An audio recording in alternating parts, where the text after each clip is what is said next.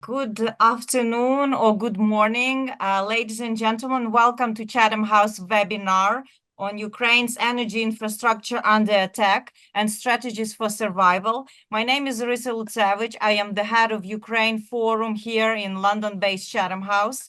And I would like to really welcome you to this very important and I would say critical discussion for Ukraine's future, for Ukraine's survival and its staying power in resisting Russia's invasion. How can Ukraine repel Russia's energy onslaught? Our discussion is on the record today. We are recording it. We will be releasing a video after this conversation for a wider circulation. We are also providing a Ukrainian simultaneous interpretation. And for those of you who are joining us from Ukraine or outside that need Ukrainian language, you can find it in the little button where you see English and there's a Ukrainian channel. And we are pleased that Alexander is with us from Kyiv to enable you to join in, ask questions, and participate in today's conversation. I have an honor to convene this panel of really people representing different sectors, different contributing capacities to making sure that Ukraine survives this winter, that Ukraine, in a way comes out of this horrific attack more resilient.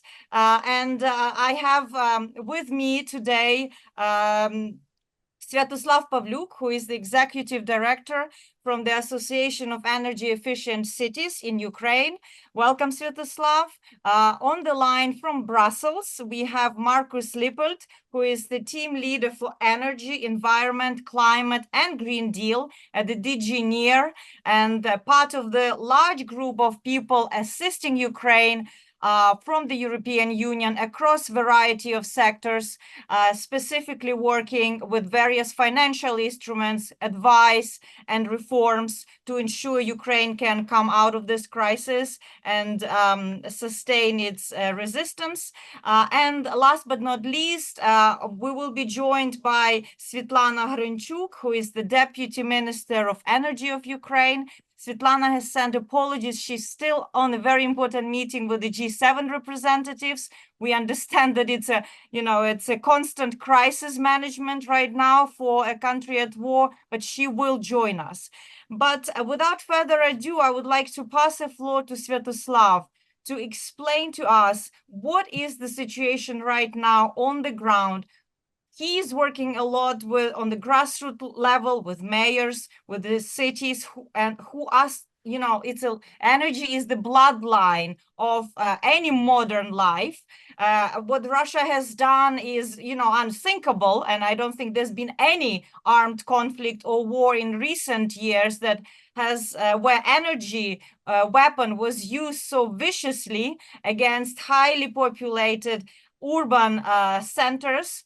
And the different calculations say that, in a kind of a metaphorical way, Russia has destroyed the energy consumption of combined Slovakia and Baltic States for 3 months. So you can imagine the scale of this destruction. But with more detail, precision, and nuance, I pass it over to Sviatoslav to give us the outline and also then to see how Ukraine plans to cope with it in the coming months and years. Sviatoslav, over to you. First of all, thank you, Arisa. First of all, thank you for inviting me to speak on this reputable panel with this reputable institution. It's really my honor.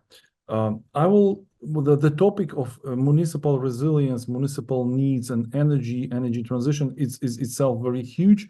I will try to limit myself in 10 minutes, although we can talk till the end of the day.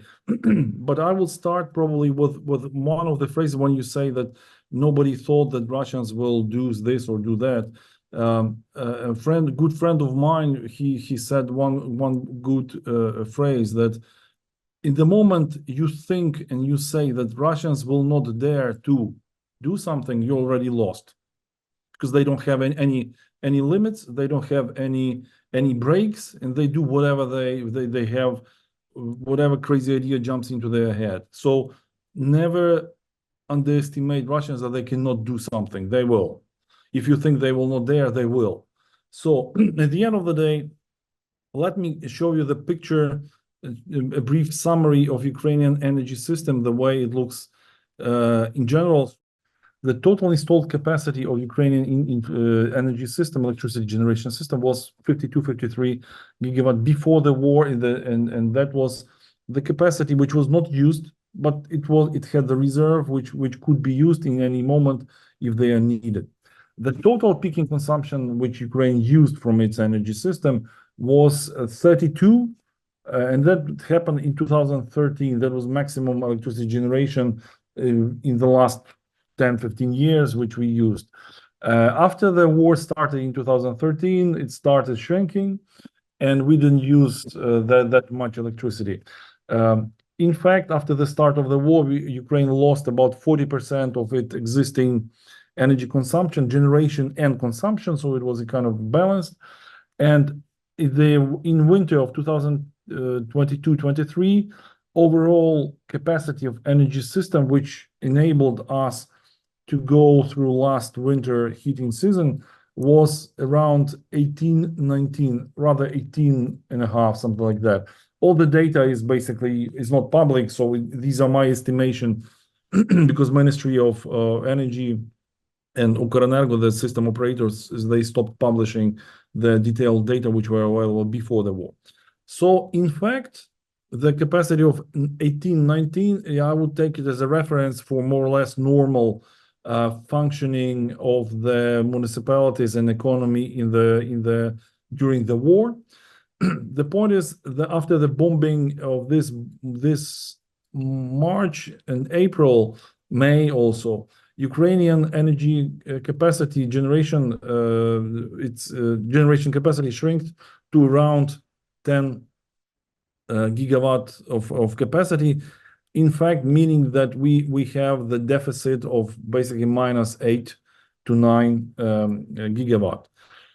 Maximum import which we can allow ourselves, which is technically doable, technically possible, is around 1.5, 1.7 gigawatt, means that it's absolutely insufficient to replace this 8 gigawatt which were taken out from the system after Russians bombing.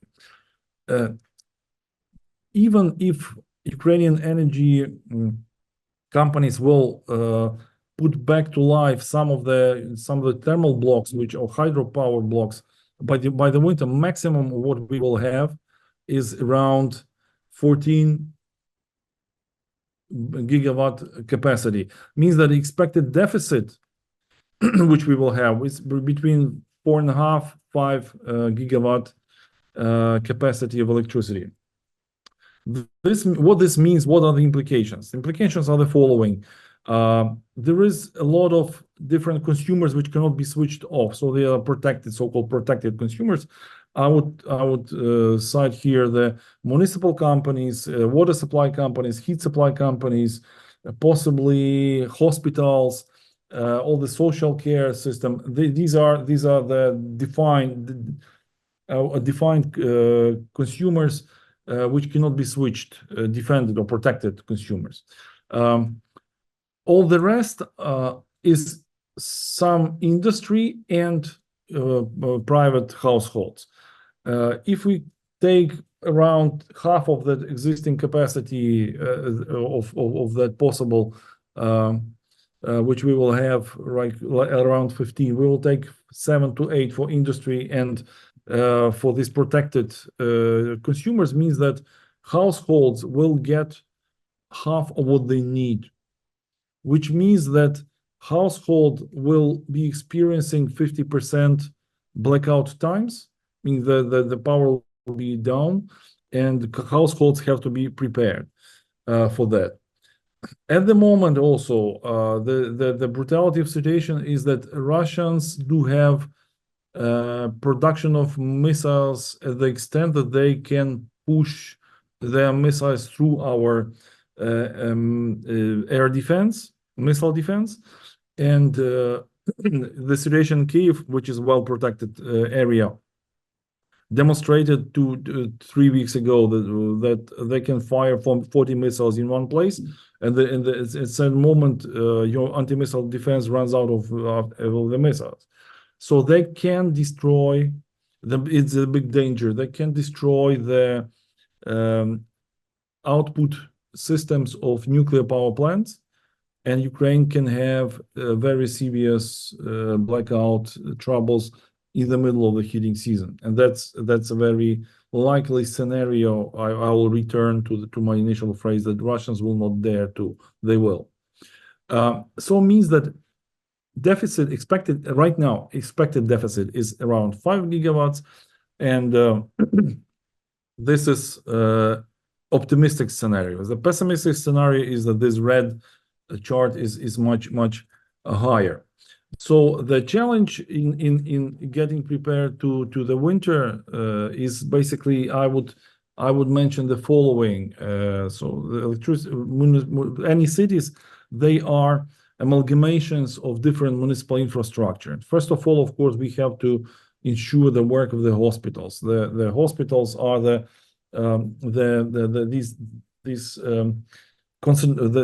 points under which around which any life of small communities is being built. If you have hospital functioning, there are people in that community. If there is no hospital, they fled. So the hospitals are basically very important to preserve the communities.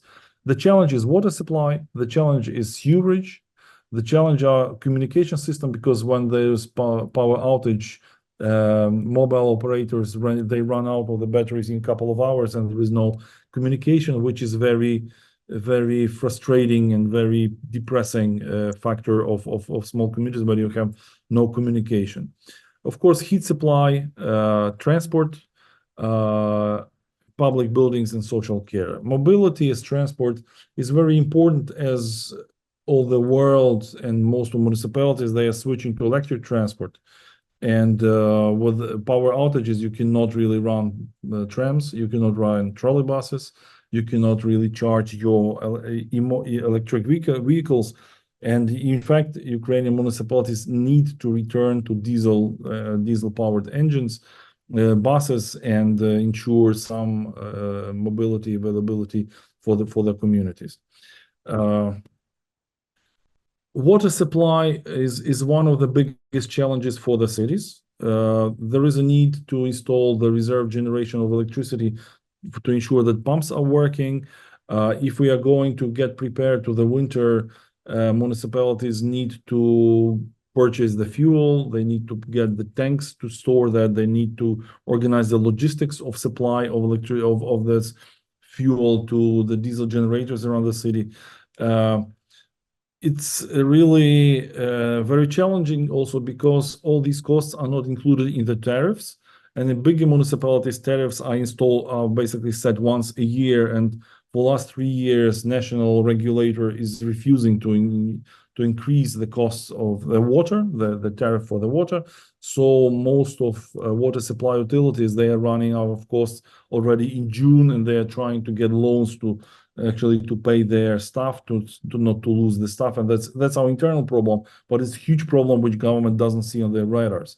And I want actually the government to be ashamed of that fact. These costs of maintenance of generators, they have to be in tariff. Then municipalities can ensure that this will function.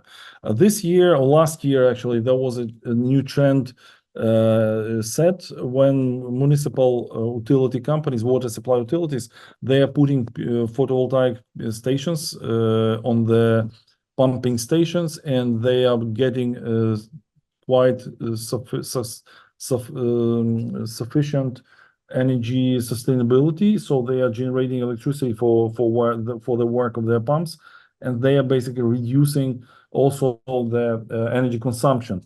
Water utilities are one of the biggest energy consumers in each of the districts of the country. So reducing the dependence of water utilities from the grid electricity also improves the general availability of electricity for other categories of the consumers. And also Water utilities, water supply companies, they have big land plots, and they can really install these PV stations. And for the summer, that really works. Another challenge is that which is connected to the water is heat, especially in the municipalities where there are still centralized heating systems, district heating systems.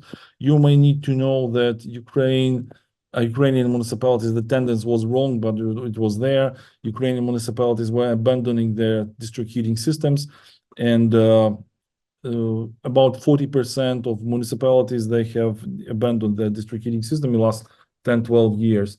But still, hundreds of them do have it. And that gives local authorities a chance to provide heat to all the consumers.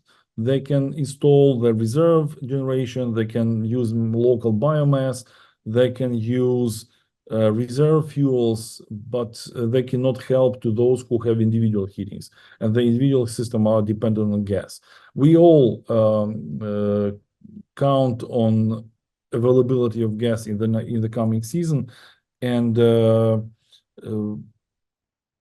but at the same time, the tariffs, which are again set by national regulator, are lower than the market. So municipalities have to heavily subsidize their municipal heat supply companies from the local budgets, which limits their availability to make any modernization. If you can just wrap up and then we'll come to Q&A. I'm sure there will be, yeah. I will come then to final. Yeah. I will skip one slide. Also, electricity supply is the biggest challenge. I will say that cities, what happens right now is that number of projects of international aid are supplying equipment to the municipalities. Some of them are just promising, disappearing. Some of them are doing. Some of them are heavily delaying. But what happens now, government last year took away a lot of taxes from the municipalities to the central level. And even if municipality right now is receiving the generator, they don't just physically have no money to pay for the installation. And the installation costs vary between 20 to 60, even 80% of the price of the generator itself. So there is a huge challenge of the municipalities which can get the generation system to generate electricity and heat, but they cannot afford actually to install it. So if there is any opportunity to help municipalities with that, or to do some partnership with other donors which are providing equipment to help to install it, that might be very, very helpful. Also, installation costs are very often hard to estimate because it's being done right now on very simplified procedure. And a couple of cities, for example, they started digging the ground to lay the foundation, and it turns out that there are some pipes in the ground which are not on the maps. Also, you need, if you install local electricity generation on the heat generation facilities, so that electricity can support heat generation facility to provide heat to the local population. If you don't have lighting, you don't have other utilities or connections, still you can provide people with heat in the winter, and that is a huge support to the families. So sometimes it involves installation of electricity generation machine, involves also reconstruction of the pumps on the heat generation facility, and it's always hard to estimate before you start these rapid works. It's hard to estimate. And last thing I would mention, that cities are facing a lot of proposals of different donors to help them, and the delegations are coming quite every week, asking like what you need, and they disappear. So the biggest sometimes problem also is that they are building expectations that they will bring something and they don't. So municipality cannot really plan who supplies what if they supply, and when it comes. So it's hard to plan their local resources to effectively use and effectively install and complete the projects before the coming winter. and the demand is huge. As I said, 5 gigawatts are absolutely impossible. I would be absolutely happy if we install half a gigawatt for the use of water supply utilities and heat generation facilities. And I think that will be a success. I don't believe in the promise of President of 1 gigawatt, and I don't believe in higher figures. Maybe next year, but not this one. Thank you.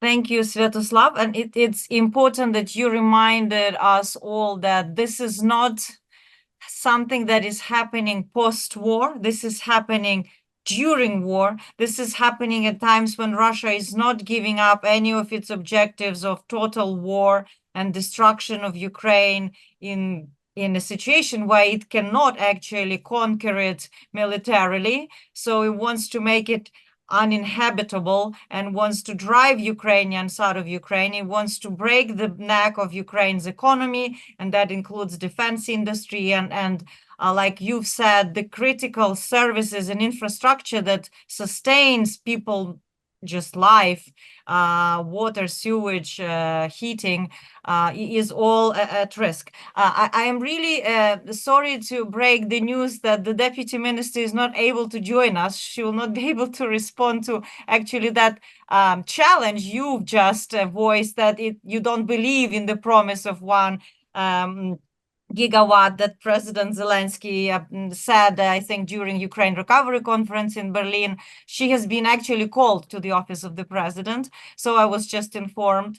But we'll try to... I hope she's not fired because of me. No, I don't think that's because of you, but we will still work maybe later in September trying to get a Ukrainian official view on how things are progressing in that implementation that they've set themselves as a goal, right? But we have many other excellent contributors here on the call, and I would like now to pass on the floor to Marcus, who is joining us, as I said, from DG NEAR from Brussels. Marcus is a very experienced person on everything Ukraine's energy and energy in general, the green transition, and the European Union is, a true partner for Ukraine in many ways, including substantial funding that is coming through the Ukraine facility under the Ukraine plan. We would love to hear who are you working with now?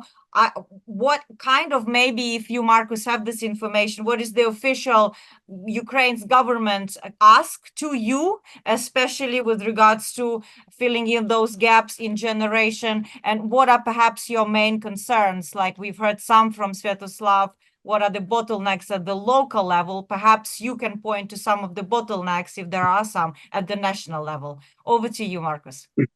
Yes, thank you very much for having me. I actually just stepped out of that G7 Plus meeting that Svetlana was part of, so I know at least also the official numbers from her side, which might help. Am I audible fine? Good, okay.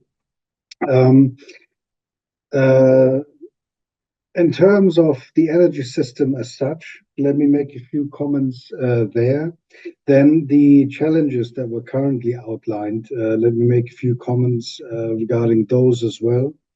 And then there's two different timelines. There has been up until 4 months ago, even though the war was raging, the destruction hasn't been as critical as it has become over the past 3-4 months, which actually has changed a lot in terms of the urgency, but also in terms of what we are able to do with our support within literally the next 2 months still, in order to still have an impact before the next heating season actually kicks in. In general, what the sort of new energy system of Ukraine would look like, where we're going sort of midterm at least, certainly. So let me outline that a bit first. It is going to be much more distributed than the centralized energy system that we're seeing now. One of the reasons is now, because of the war, also that it actually provides a lot more sort of, if you will, passive defense capacity. It is much more difficult to hit. So renewables naturally will play a bigger part, solar and wind. Also, the capacities need to be reestablished in the hydropower system. Then there are some genuine discussions that I think the EU needs to have with Ukraine in terms of the gas sector and for how long gas will support the system, where you can argue that because it is an own indigenous producer and with the immediate distribution or more distributed energy generation, we're looking at gas turbines and gas piston engines. It makes sense to have gas in maybe for longer than in some other European countries. Then there is also the challenge in terms of heat supply, which currently is really crucial in the Kharkiv area, because that was more centralized, and we're trying to now sort of rebuild that it's as best as possible in this distributed way before winter still. And in terms of energy, again, more midterm, but a lot is already on the way, is also other fuels like biomethane, where the memorandum of understanding has been signed between the EU and the government of Ukraine, and a roadmap has also been shared and is about to be signed and adopted. So if you look at the energy system in general, I would say coal would be phased out. The official goal of the Ukrainian government, I think, is still 2035. Nuclear, there's a lot of talk about distributed modular, but that takes a long time to build, so that is not going to give any benefits short term. Then there is renewables and hydro that would need to be built up, but then again, you also need to look at Ukraine, for example, being able to balance the system, because without storage, without batteries, this will become difficult to give you the sort of base power line. The challenge that we're currently facing is that a lot of the base power has been taken out because of the attacks. So the thermal power plants, to a large extent, that is gone. Around 80% has been destroyed. Hydro is significantly reduced. The nuclear fleet that is still there, which adds about 7 to 7.5 gigawatts, hopefully that all comes out of the maintenance and will be online. But we do have this lack of production capacity currently of about 4 gigawatts, which is difficult to reestablish. Söderström has nicely pointed sort of out in terms of the numbers where the previous installed capacity was. I've got it a bit lower, but just taking this 50 gigawatt mark, this gave us a lot of duplicity in the system, which basically was the reason why Ukraine's energy system survived fairly well over the last 2 winters. And the crucial point to make here is that this reserve, if you will, just allowing the technicians to move energy equipment pieces, taking them to parts of the network where they are more needed, that capacity, that duplicity is gone, meaning everything that additionally we start losing now will just increase this gap of 4 gigawatts. And that is the current challenge that we have, and it affects everything. Like Söderström said, it's the water supply, it's the sewage, it's heat supply, it's transport, and we're not even talking about industrial production there.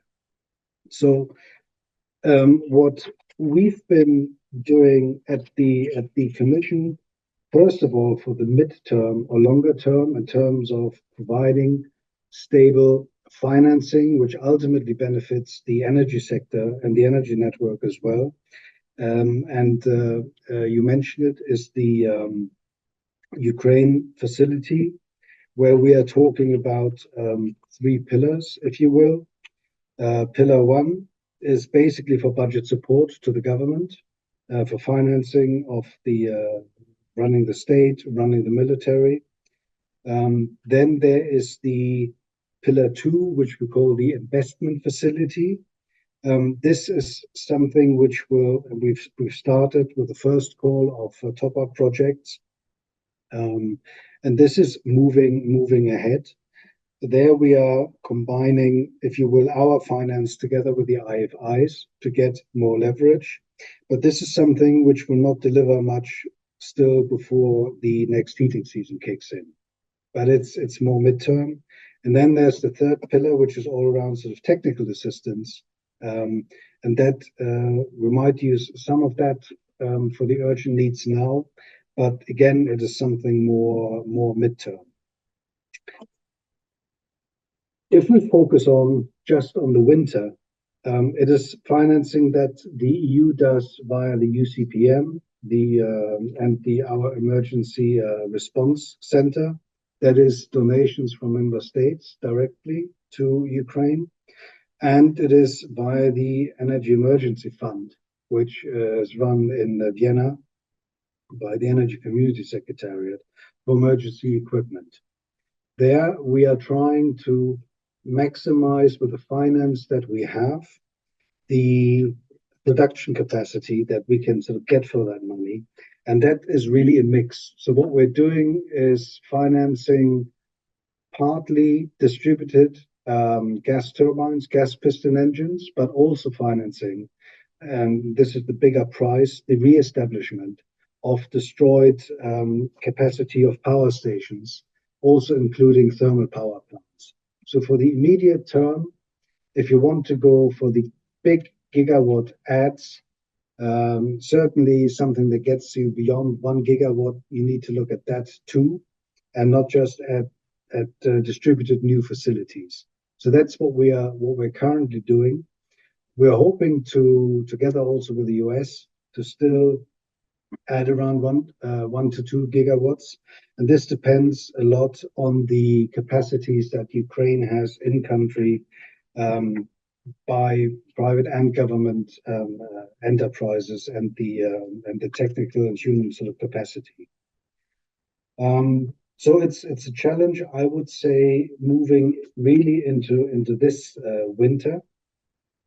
What we're also doing is engaging at the local level, but there I would also strongly encourage any Ukrainian sort of local players, mayors, regions to engage with the sort of multitude of the donor community that is there, which also includes regions of Western EU member states, for example, that, for example, Denmark is cooperating with the Mykolaiv region.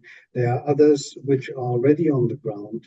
This rebuilding, and especially the immediate rebuilding of the energy system, does not work if it's just being done via the central level.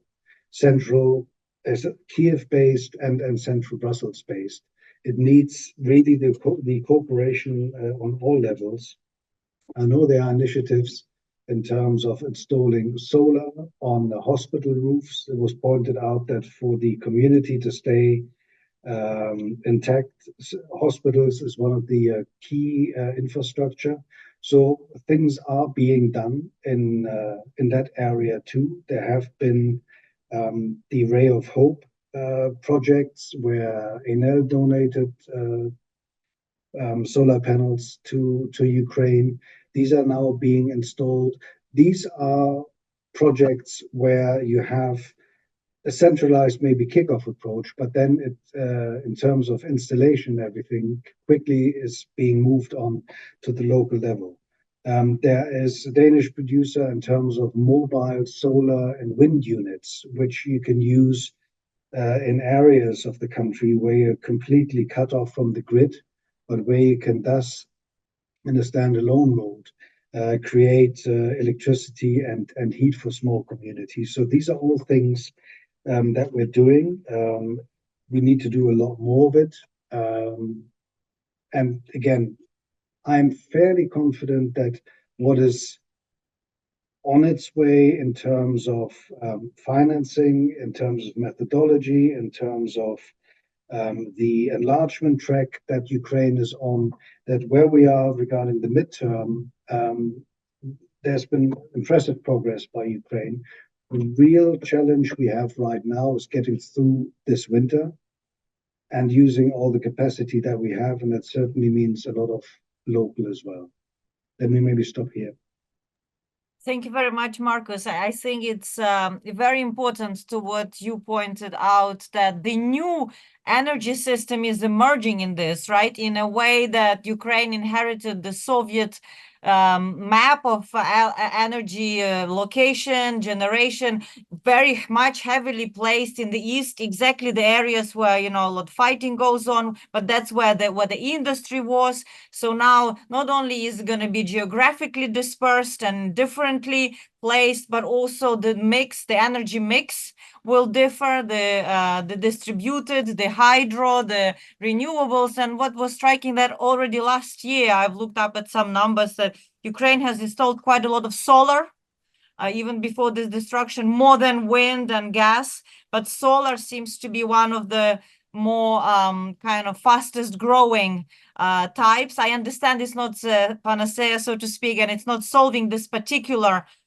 big gap in the energy production, but I think the local level that you again and Sviatoslav emphasized, maybe just a quick clarifying question. In the third pillar of Ukraine facility, there was a talk that, you know, about 20%, 20% of funds should be spent locally. Could this be financing exactly this kind of installation of equipment that Sviatoslav was talking about, or not? Just a quick question, or we don't know yet, maybe. I mean, the third pillar is for technical assistance. So it is about it is for capacity building, which would definitely include also capacity building at the local level. Right. Okay. Maybe one other point to make is, or 2 points to make in terms of the future energy system. So we said much more distributed, but we also need to look at how much sort of base power or base generation electricity do we need, because at this point where we are right now with the weakness of the system, adding on just renewables, so fluctuating energy production from wind and solar, only partially helps, because you need to balance the grid, and that actually makes it more difficult. The other question, and this has come completely new into the equation, which we're seeing with the war, mid-sized capacity production units, you might potentially have an additional cost, and that is you need to air protect it, which was never in the equation before, and that also again adds additional cost. It's the reason why the country will move away from the heavily centralized energy production, but still, even though it's more distributed, the medium units, you might actually have to think about air protection as well, or at least passive protection. Yeah, that's excellent thanks for the clarifications. And since you've mentioned IFIs, how important it is that it's a real public-private partnership, you know, technology, investments, it's not going to be produced and all provided by sovereign state agencies. We need private sector on board. And I'm really pleased that I have Artem Shevelov, who is alternate director for Ukraine at the EBRD, is actually right now in Kyiv. And I would like Artem to update us on, you know, EBRD's priorities in this particular sector, helping Ukraine. Did you already have some working relations, funding, blended finance between EBRD and EU facility that Marcus was mentioning, or any other things are in the pipeline that will help solve these particular issues we are talking today? Artem, over to you. Thank you so much, Arisa, and thank you so much for having me. Well, given that we do have a wide audience, let me start by a more wider statement. And I think it was similar to what Chancellor Scholz said almost 2 years ago, that the best way to sort out the damage from Russia's invasion is not to allow for that damage to happen. So, I mean, the best way we can start fighting the energy crisis is ensuring that Ukraine can use the long-range weapons to strike targets inside of Russia to prevent any further damage to its energy system. That's a political statement. I do apologize for that, but I think it is important. Look, we have seen the picture that Sviatoslav has painted, and then Marcus has highlighted some of the challenges. And frankly, on the ground, the situation is indeed rather dramatic. I mean, the blackouts across the country do take place. They are rather extensive and extended, and it does cause problems now. Having said that, it is, of course, the heating season. So from mid-October onwards, that's the timeline for really kind of potentially dark and dreaded weeks when the lack of electricity supply will also convert into lack of heating. And of course, the dramatic scenario is that the lack of heating or lack of capability to warm the heating medium and to pump the heating medium will result in the heating systems essentially freezing up and then bursting the pipes and becoming unusable for a very long period of time. That's why it is absolutely essential to ensure that at least minimum heating and circulation is guaranteed by that time. We have seen these dramatic numbers about the lack of generating capacity. And frankly, it's all hands on board. Everybody's trying to do their bit. There are several important elements to that. Of course, there are the government initiatives. So the government is using available scarce but still available budget resources to prop up expedited distributed energy importation and installing these generators across the country. We have of course, the IFIs, and EBRD is just one of the players, albeit a sizable one. We are currently looking at a number of projects with large Ukrainian corporates, both on the public side and private sector, to finance the importation and installing deployment of the gas piston and gas turbine generation. We need to be clear that, of course, one of the major bottlenecks is the availability of the equipment, and the timelines. If it's not in the warehouse, the timelines are going into many months and definitely take you over the coming winter season. The second issue is the deployment capacity. And this is one of the reasons why EBRD is trying initially to focus at large state or private corporates, because these companies do have experience and they do have the physical capacity to deploy the generation equipment that will be made available to them. We have the Ukrainian banking system, which is, well, unfortunately or fortunately in this situation, is dominated by the state-owned banks. So we do have a number of products made available to smaller corporates and to retail customers to finance their distributed generating needs. And it's not only about gas power generation that companies can use. It's also solar panels, or battery storage solutions that households and retail customers could use. With this in mind, still the availability of the equipment is a major issue. Basically, anecdotally, I was trying to look up a battery storage solution for my parents' home here in Kyiv, and everything is on order, and everything will only start arriving somewhere in fall.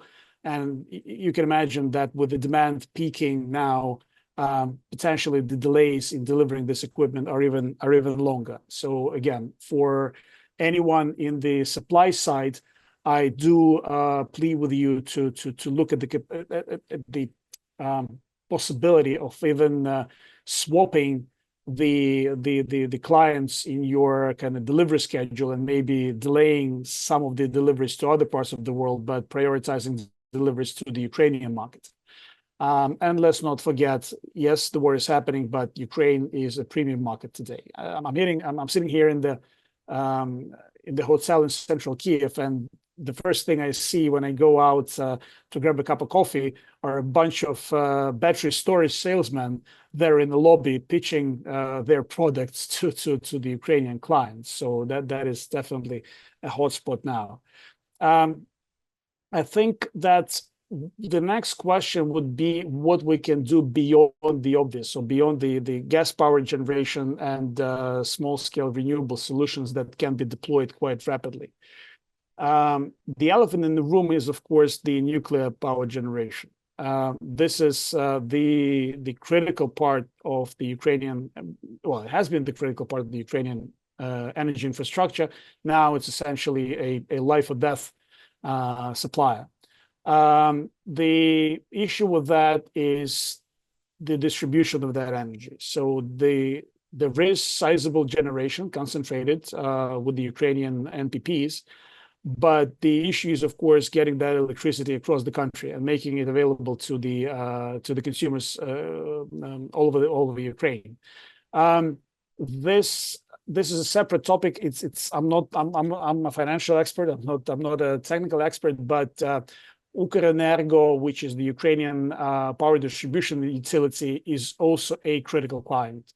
Again, the IFIs have done their bit. Ukrenergo is one of the biggest clients that EBRD has in Ukraine in the last 2 years, but ensuring that they or their private sector counterparts do have the relevant distribution equipment, so the transformers available for immediate delivery is also quite essential.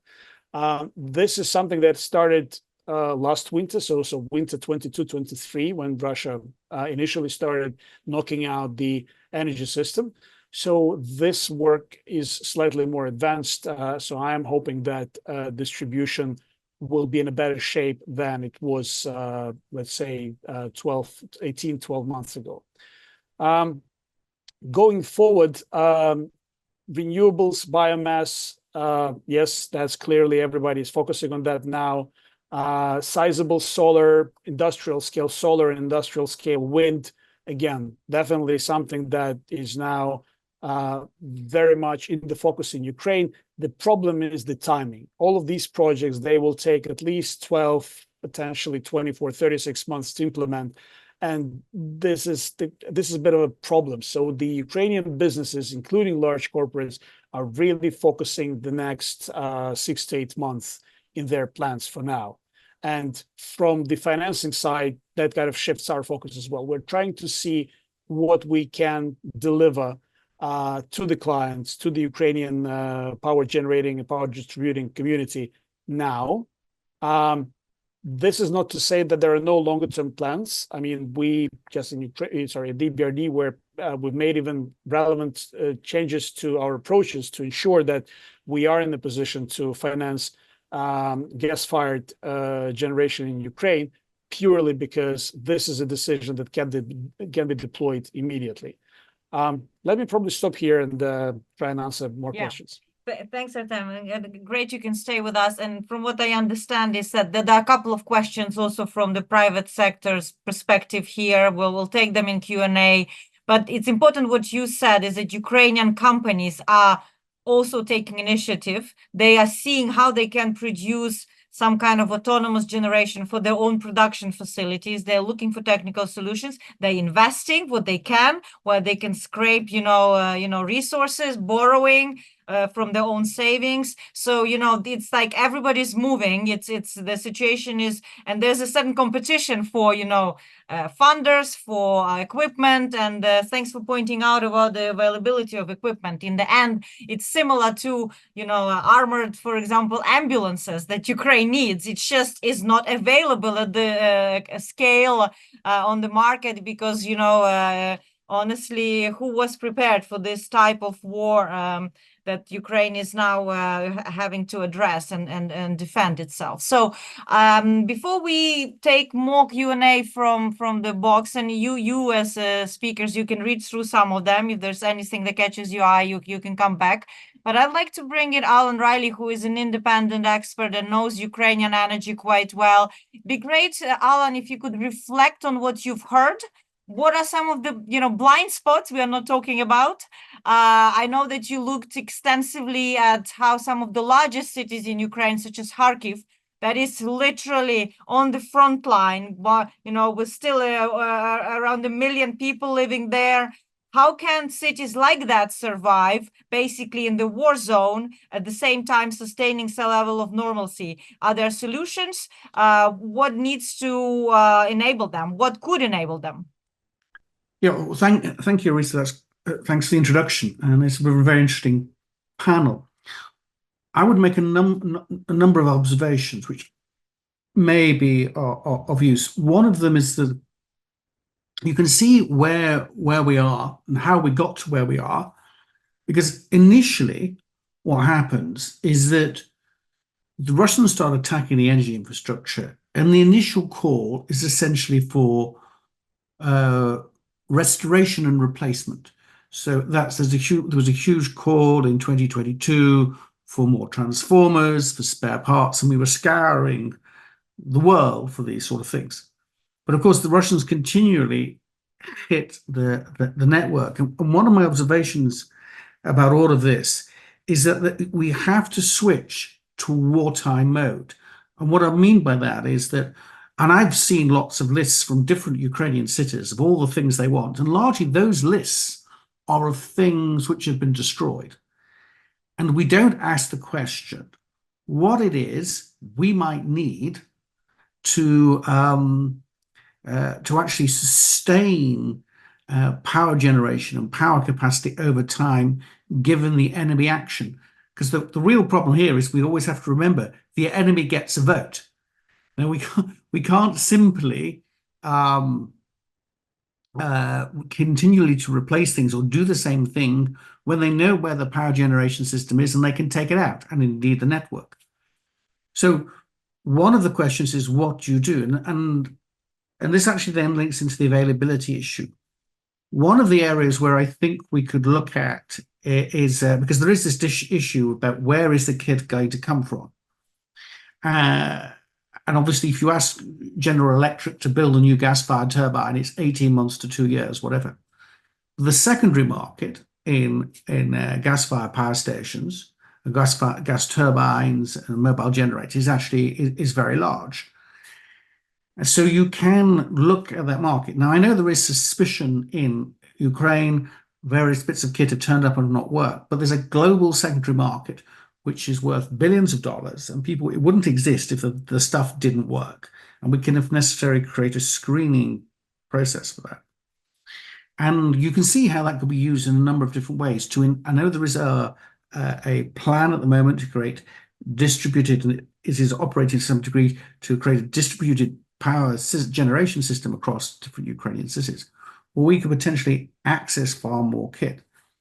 Another issue, and this is in relation to Kharkiv, is one of the arguments is, should we be getting large numbers of 1 to 2 megawatt mobile generators and installing them in Kharkiv? And this is a classic example of potentially a wartime measure. Ordinarily, you wouldn't do that. But in wartime circumstances, when you're close to the front line and the enemy artillery and missile fire is taking out all of your bigger power generation capacity, even 20 to 40 megawatt power stations, then 1 to 2 megawatts mobile, which are on the back of a lorry, might be the thing you want. Now, I may have got this wrong, but what I'm trying to argue is that we should need to think in wartime terms. And this is a sort of thing which potentially you could see how it could work. So it's not just you use it for hospitals and water pumping stations and essential services. You could have several of these in each of the different districts of Kharkiv and keep at least some power generation, heating, lighting in place. And you could necessarily withdraw it when the artillery attacks, missile attacks were too great, and then bring it back. Another option is perhaps we should look at having power generation capacity outside Ukraine, perhaps in Poland and Moldova, and run hardened cables into Lviv and Odessa. If we could do that, we would reduce the amount of overall demand in the system in the rest of Ukraine, and that might be worthwhile things. Now, these things may be all wrong, but what I'm getting at is that it's wartime mode. You have to think the enemy gets a vote on what is going to work in the context we're dealing with. How can we do things at speed? And speed takes me to my other point. One of the points about the secondary market is that stuff is available relatively quickly. So I'll give you a couple of examples about this. As I understand it, the 1 to 2 megawatt power station, power generators, they can be shipped in about 2 to 3 months and arrive. So you can see how that could work in Kyiv. And one of the issues here is, again, about the secondary market, is that I think there's a lack of understanding of where things are. So, and I didn't know this until recently when I was talking with various energy analysts, simply because of the size of North America and the fact that you've got lots of spread out communities and facilities. They use them a lot for oil and gas development. There are just lots and lots and lots of 1 to 2 megawatt mobile generators which do not exist in Europe, simply because they need them because the power generation systems do not exist across this massive continent. So they are a source potentially of providing a lot of 1 to 2 megawatt power generators, and you can get them relatively quickly. So you could see, i.e. in 2 to 3 months. The secondary market, as I understand, ordinarily 20 to megawatt, 20 to up to 80 megawatt, you can probably get it in around 6 to 7 months. So there is a source there. We could potentially do things, but it needs a different kind of mindset. Yeah. And they say some of these things may turn out not to work, but what I'm getting at is thinking in wartime mode. Yeah. And to be frank, I find this difficult to do, and I'm nowhere near the front line. But it's very, very difficult, I understand, for everybody to get their heads around this. But I think we have to think about it differently. And I think that's my kind of observations. I'll kind of stop there.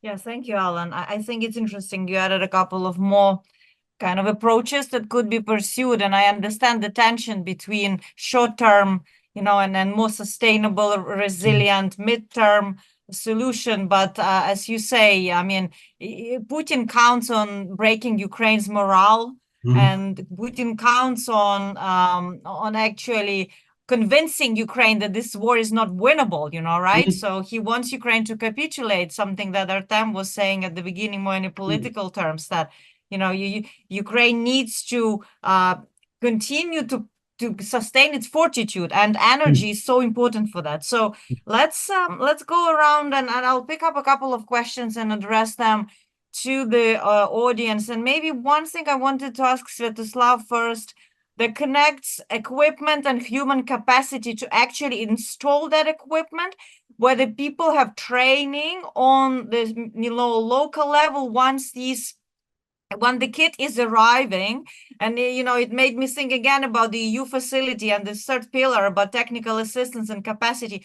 Do they need dedicated training? I understand that foreign teams who, for example, have this equipment either new or on the secondary market cannot travel to Ukraine. So the installation and servicing has to be done by Ukrainians. Is that a problem?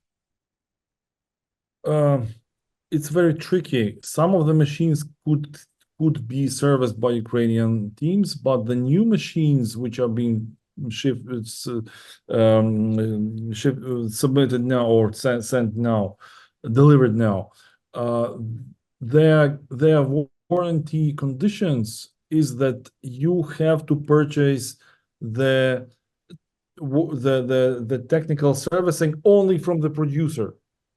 Yes, they guarantee you the work, but then only the producer of Austrian or German equipment is authorized to do that. And they don't have the local personnel on that scale. I was talking to the people from the industry, and they say, like, look, if Ukraine needs now 4 to 5 gigawatts of this distributed energy generation, all the industry of Europe, all the industry of the production capacity of these gas piston machines, gas-based, can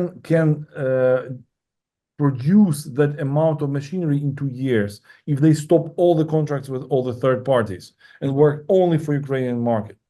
So we are here, we are facing the production limits of European industry, because these are huge capacities of that type of machines. So I'm not sure I answered your question, but yes, there is a need to train people, but there is also lack of people to be able to do that.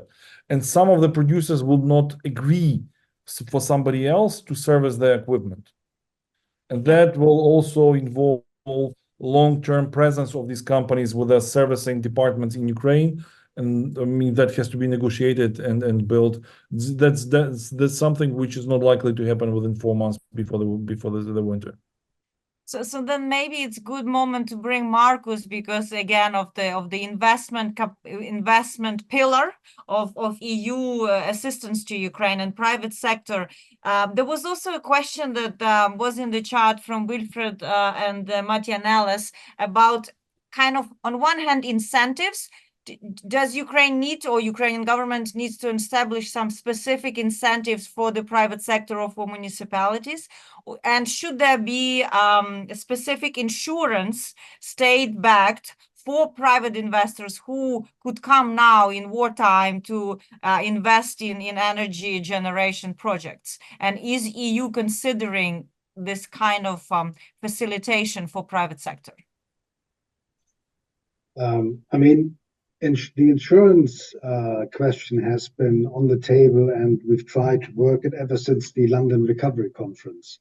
And we don't yet have a solution really from private industry. That is, and then we're looking at sort of what can governments do. But currently, I think we have not moved beyond the stage where certain government, national governments or regional governments are giving insurance to local producers that then would invest in Ukraine. So there isn't an international sort of investment market yet, if you will.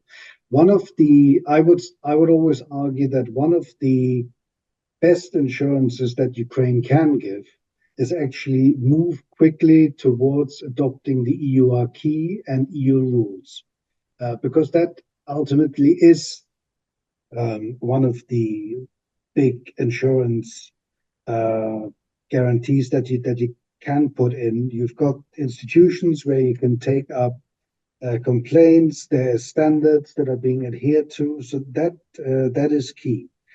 In terms of the previous discussion, technical assistance and also in terms of the gas turbines, it's a completely mixed sort of bag. There are some, it's true, there are some manufacturers which will only have their units being serviced sort of by their staff. Sometimes they actually are okay seconding their staff to Ukraine, but certainly not in all cases. Then you have manufacturers which are fine with Ukrainian companies and staff installing it, and they would at least provide online help and assistance in terms of how to best do this, which is then typically also in a contract. If you go towards the secondary market, and Alan is right that this, I also would argue, has not been sufficiently done, you certainly increase the technical knowledge needed, because a lot of these, at least the ones that I've come across, companies, or you've got companies which are very good at disassembling plants and machinery, but that's it. They basically then hand it over to you, and you need staff and technical expertise to then sort of reestablish it and link it up to your grid. So that is where a lot of the capacity, I think, we would struggle in Ukraine currently. Also, I would agree with Alan that in terms of we need to think more in wartime mode, although partially, obviously, we're doing it already. Just the readiness of donors and the EU to finance equipment, to finance production capacity, knowing full well that it might be shot to pieces again in a year's time, is already taking account of sort of the reality on the ground.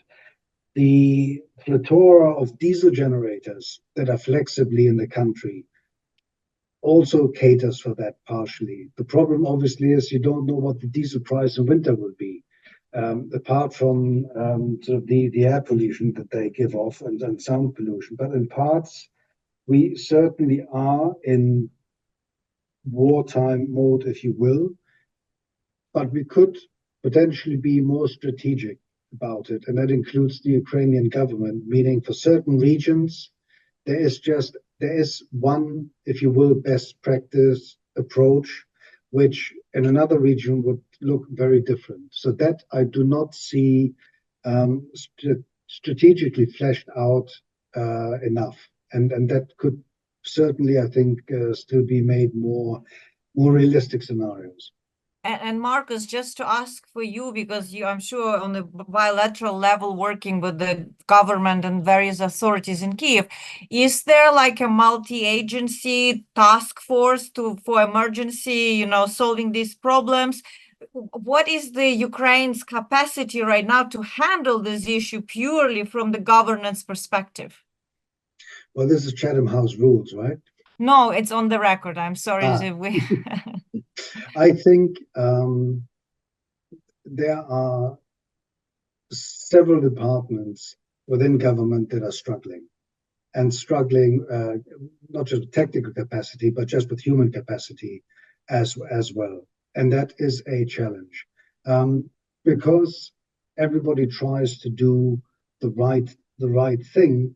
The actions are also not always well enough coordinated. So sometimes you've got departments which take on a mandate which should really be in other departments.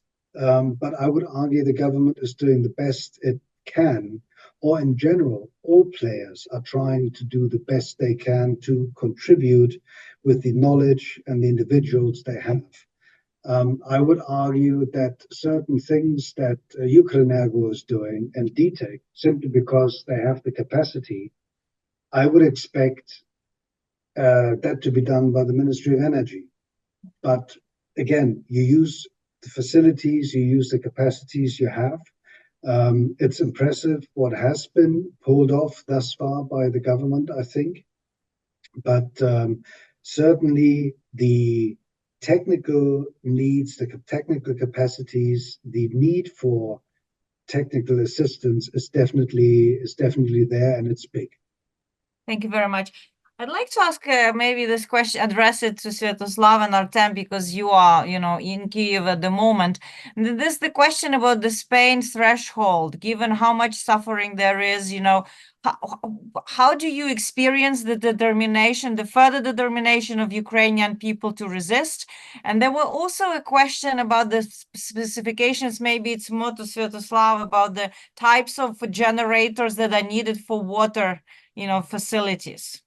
So maybe first, how do you sense people are addressing this, the staying power in war, given how much, suffering and difficulty there is now?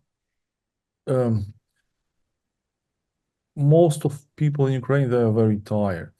It's not about determination, they are just tired physically. But this doesn't change the approach and the willingness to fight back. Because it's not the war about the territory, it's about extermination, it's about genocide. It is not about the land, it is not about the money, it is about some devil's ideas in Russians' head. I don't know how to describe that other ways.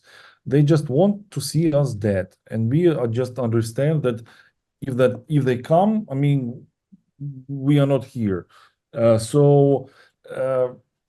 We don't have much choice actually than just to fight back, and that's what we can do.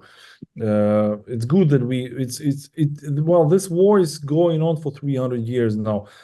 For the first time in the history, we have the world on our side, and that gives us tremendous opportunity to set that conflict which goes between Ukraine and Russia as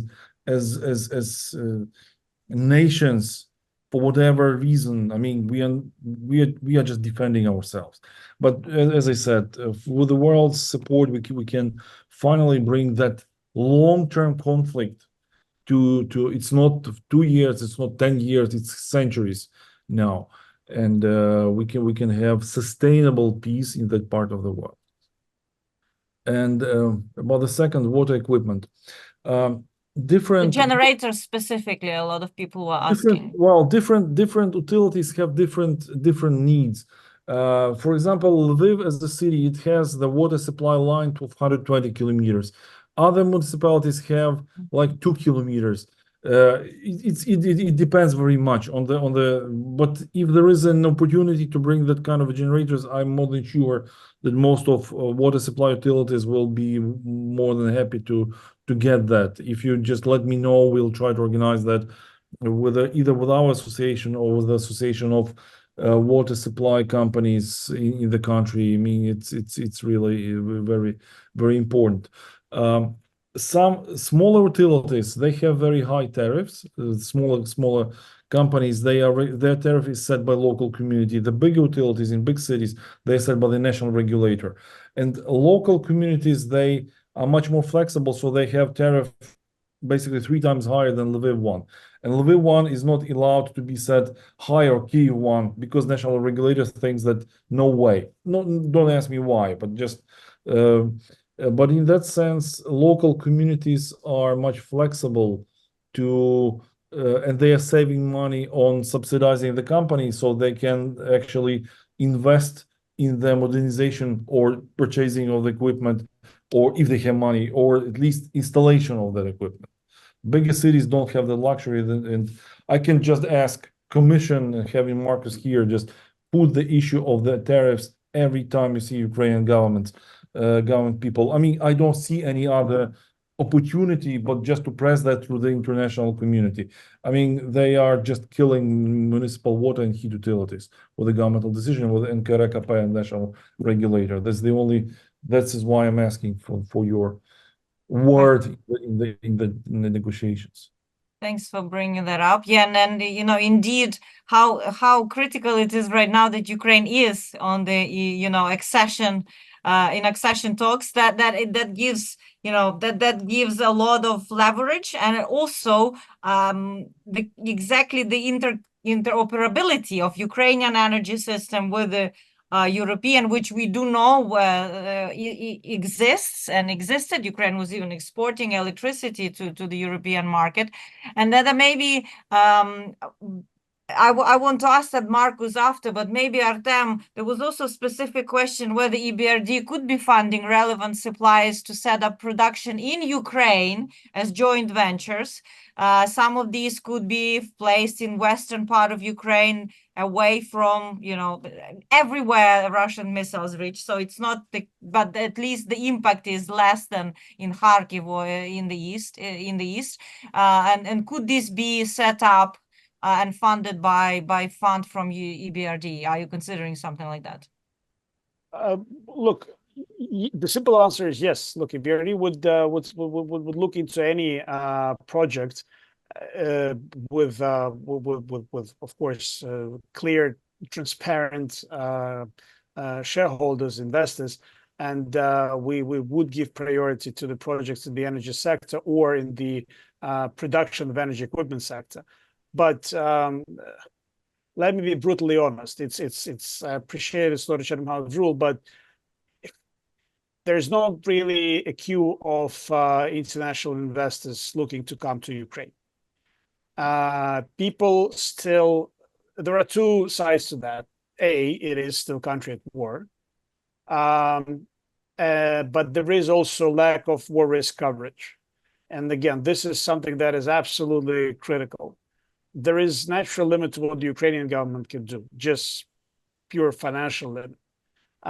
We, the EBRD, are trying to do something. We are trying to work with other stakeholders, but I'll be honest with you, those whom I expected to step in, like bilateral expert development and promotion agencies from various G7 and EU countries, they're doing this in a really limited scope.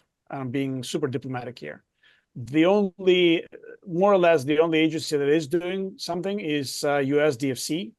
We do have some signs of life from French Propaco, from probably something from Germany's. What about KfW? There was a question specifically about Yes, but that's all very limited.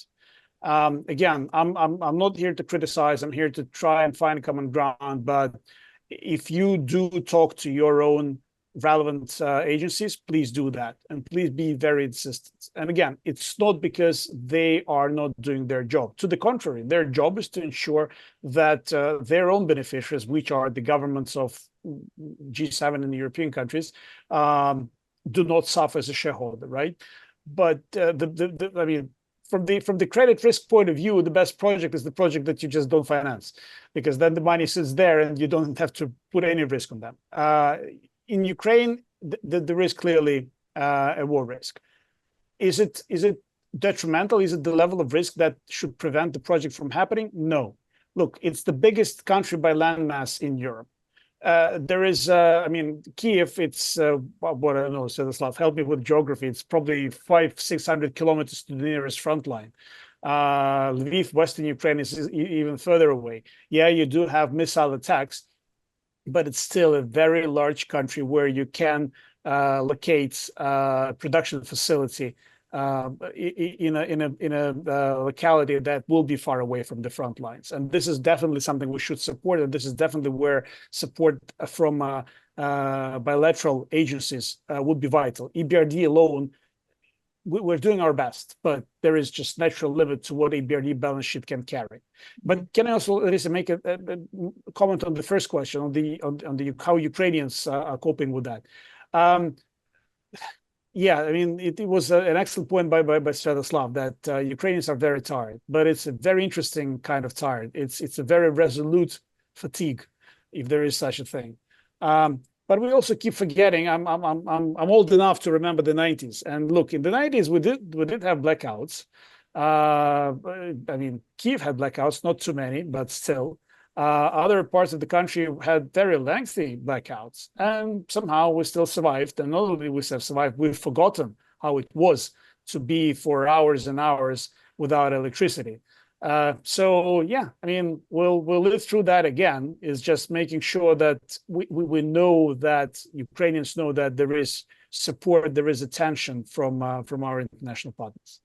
Yes, thank you. It's stubborn tiredness, so I don't know how to say. I think the Ukrainians are quite stubborn because they know what's at stake. I mean, I think that fundamentally this what drives the resolve and perseverance in this resistance. And I'd like to bring in Marcus here because there was a question, there is a question about the possibility of either generation on the territory of European Union that is really protected by NATO, right? The Article 5. Ukraine has had these solidarity lanes when its Black Sea was blocked and when it could not export through the Black Sea. Now it's open for trade, which is good news for Ukraine, important one. But what about the kind of electricity solidarity lanes right now? Are there projects in place or they take longer time? That's why we didn't discuss them so much. Or can you give us a brief update on that? There's various alleyways we're currently not just looking at, but working, and especially DG Energy. So I think we briefly mentioned that with the Ukrainian system hooked up to the EU energy or electricity system, that we even were at a point where Ukraine actually has been exporting to the EU. At this stage, it is importing, and as Sviatoslav has said, it's sort of between 1.5 up to 1.7 gigawatts. We are looking at increasing that to go at least beyond 2 gigawatts. I think we're at 1,950 right now. So that is a fact that is being worked together with the regulatory agencies and SOE. Then there are power lines construction between Romania and Ukraine, Moldova. There is via Bulgaria, Poland. All of that is going on. but it will take more time and not be ready to benefit for this winter. We are looking at all kind of other solutions. You mentioned the one in terms of putting production capacity on the sort of Polish-Ukrainian border, and it can be invested and operated by a Ukrainian company, for example, maybe even the Ukrainian government.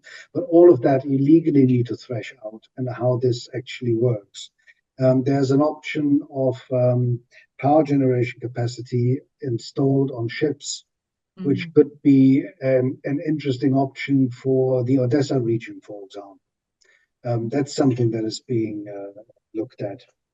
We're also looking at leasing of generation capacity, but that is, at least from what we've seen in terms of price or cost, not that attractive. But there's literally no option that we are not looking at that can either still have a very concrete impact before the heating season starts, or something that even the midterm sort of makes sense. The current challenge we have is really that in order to make a difference still for this winter, we need to get it on the ground within the next 2 months, and that is difficult. Maybe one comment to what Artem said. I think on the IFI side, a lot of the discussion has been around how much finance am I okay to allocate to Ukraine? What should my balance sheet risk-wise look like in terms of where I invest, where I give loans? Where we haven't seen that much progress, I think, and EBRD is actually one of the ones that is the most flexible there, I would personally say, is how do I as an IFI operate? What is my methodology? Is there ways of shortening it, making it quicker to react? Currently, I would say that what is being applied to Ukraine is still pretty much business as usual in terms of methodology. What has changed is the willingness to maybe allocate more money to the country than you would typically do. If we would work on the methodology, I think then we would also get things more quickly on the ground. And that would also help us at the Commission in terms of making Pillar 2 more operational. Thank you, Thanks. Marcus. It's maybe Artem, I'll give you 1 second to comment on that specifically if you want, whether there's a chance of that change, and then I'll come to Sviatoslav. It's an excellent point, Marcus. And actually, BRD, unlike all other IFIs, did make a dramatic decision last year, at the end of last year, to increase its general paid-in capital. We have actually specifically said that we need the capital increase in order to accommodate additional risk in Ukraine. And that's why EBRD will continue to do that. Having said that, EBRD is a relatively small international financial organization compared to the World Bank or IFC. So it's that would allow EBRD to do its 1.5 to maybe potentially 2.5 billion a year. But I mean, within the scope of Ukrainian needs, 2 billion a year is very little. We are trying to expedite our procedures. The first deal that we've done with Ukrenergo after the full-scale invasion started, that was probably just over 4 weeks from start to finish, which is lightning speed by MDB standards. We are doing that, and I fully agree that we should be faster. There is one comment that I would make. It also depends on the clients, and let's be very clear. As I said, it's not like there's queue of first grades, excellent corporate clients looking to invest in Ukraine now, be it on the international side or the Ukrainian side. So it's a bit of a challenge on both sides. So maybe there are some clients on this call. I don't know. They'll know how to find you if there are any bankable projects that are ready on specifically resolving some of these issues we talked today that I guess come forward. And to Sviatoslav, I'll come with a question in addition to what you wanted to comment, because I've seen your hand. Alistair McBain was asking about this passive protection from drones specifically, not maybe missiles, but do you see, because he says there seems to be lack of interest or uptake for more centralized deployment of these across Ukraine? Perhaps you see something at the local level. What is the status with this kind of, with this technology? Do you see people using it? Yes, no, yeah. Are you muted? You're muted. Yeah. Sorry. Yeah. I'll briefly comment on what Marcus said. It is easy. Well, the amount of electricity or the power Ukraine can get from European grid depends on not only on the transborder power lines, but also inside EU lines, because the countries which are supplying electricity, they have very narrow connections with the NSOE as such, and that's also internal EU challenge. Because if you are a country which is placed inside of in very center of European network, like Germany or France or Austria, you have a lot of connections in different sites. Here you have only one, and you are at the end of the line, and that also creates a challenge to build internal EU lines before Ukraine can get more power. And I will leave it up to Marcus actually to comment on that. That's internal EU task we cannot really do. But it's since there is a good market working in European Union, I think as long as it's profitable, there will be investors who can take that and invest into that. As to passive protection, it's a very sensitive issue. I will not comment it full, but generally there are three kinds of protection. First is generally just sandbags around the sensitive equipment. The second is beton blocks around the block and probably some arches. And the third is the thick beton layers. It's a kind of big bridge. I would compare that big beton bridge, which is very thick, which is protecting the transformation stations of the power stations, and that by its nature is long to build, and it's quite expensive. It's like building a bridge. You can compare in the bridges, which is not 20-30 centimeters thick, but it's like it takes meters and 3 layers of beton and steel. It just by nature takes a lot of time. And if making any assessment how much progress was done here, I was talking to people from the energy power plants who actually suffered all these strikes. Their opinion was that if we would not have put the sandbags and beton, the results would be much worse, because it's about the scale of damage. If you have light drones or missile which actually hits the station but doesn't hit directly the transformation system, it's as a core, all these particles, they can damage the equipment around, but basically it's fixable within a day or two. But if it's heavy damage to the core of the system, then it's very hard. So all these sandbags and all these beton blocks, they did their job. They proved to be very effective, and it's just a question of which institution, which company did it better or which did it worse. Because regional distribution companies are private, they are taking care of their equipment. Ukrenergo, as a national system grid operator, they are taking care of their 130 exchange points. And Energoatom is actually doing their own job. So they're different companies with different subordination and different budgets. Surprisingly for me was that the company which has the biggest budget was doing the worst job. That's my personal opinion, and they could perform much better. And that's another question to my government, to the president's office. I have, yeah. Well, we'll try to get again government, hopefully. Hopefully, Yeah. I mean, I think it's important because there should be Team Ukraine, right? It's Absolutely. everybody should be doing the job. Otherwise, Ukraine has no chance, in actually achieving the ending of this war on the terms that will end this 300-year-old, conflict with Russia you were referring to. So, Marcos, I've seen your hand. We are running out of time, but maybe just 30-second intervention, and then we'll wrap it up. Yeah, no, I just wanted to confirm that certainly all the passive protection has certainly done its jobs. And it's typically protection against shrapnel, but not direct hits.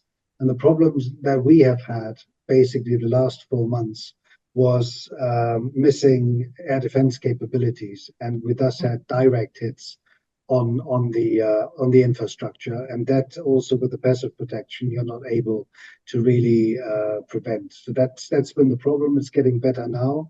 The focus has certainly not let up in terms of providing gabions and other materials to protect. It's just that with the direct hits, with the missiles that we've seen, unfortunately, we incurred the damage we did. Yeah. Thanks. Thank you very much. I think we'll be wrapping up, and I do hope that with all the actors that even today we are able to assemble, and I've seen very active interaction also in the Q&A chat, where I'm sure people have established connection and learned a lot from each other. And with your contribution, I would like to really thank you. And I do hope that, the title of the session, Strategy for Survival, could be changed to the Strategy for Victory.